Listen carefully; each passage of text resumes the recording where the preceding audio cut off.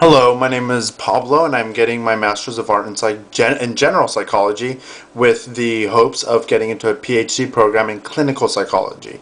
That being said, I'm now working on my thesis, and I need a little bit of guidance on my thesis to narrow down what I'm going to work on.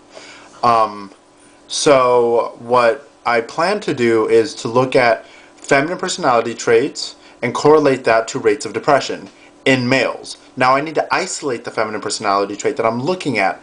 I've been thinking aggression because it has been found in some research that testosterone leads to physical aggression, while estrogen leads to more social aggression, like manipulation, verbal aggression, like talking back, talking bad about someone behind their back. Those are more feminine traits. I was also thinking about nurturing, rates of nurturing, but I don't know how I would go about testing that. I'm kind of limited in what I can test. Pretty much am left to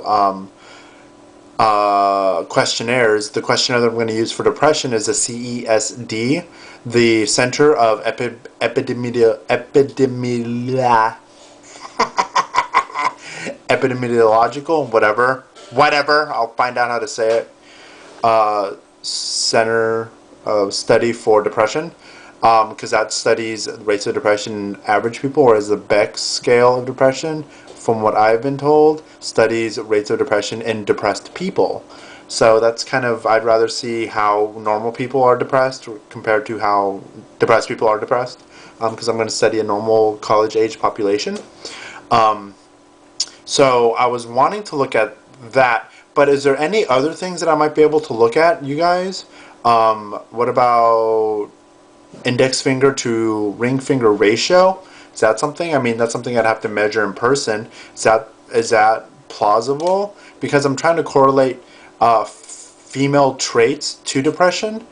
And I'm not saying like biologically if you have estrogen you're going to be more depressed. I'm trying to say like female personality traits in the society lead to greater rates of depression for whatever reason. I'm not trying to reinvent the gay wheel here. I'm not trying to reinvent the wheel. And I do want it to have clinical implications. That's why I'm looking at depression. Do want it to have a gay, homosexual implication to it, because I want to add literature onto that. Because I've read that gay men and straight women have the same body image issues, and I was thinking about looking at body image. The problem with body image is that that's a symptom of depression.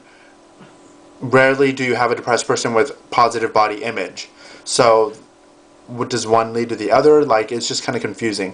So if you guys may be able to help me, I would greatly appreciate that, with guidance, with opinions, with criticisms even. Alright, thank you.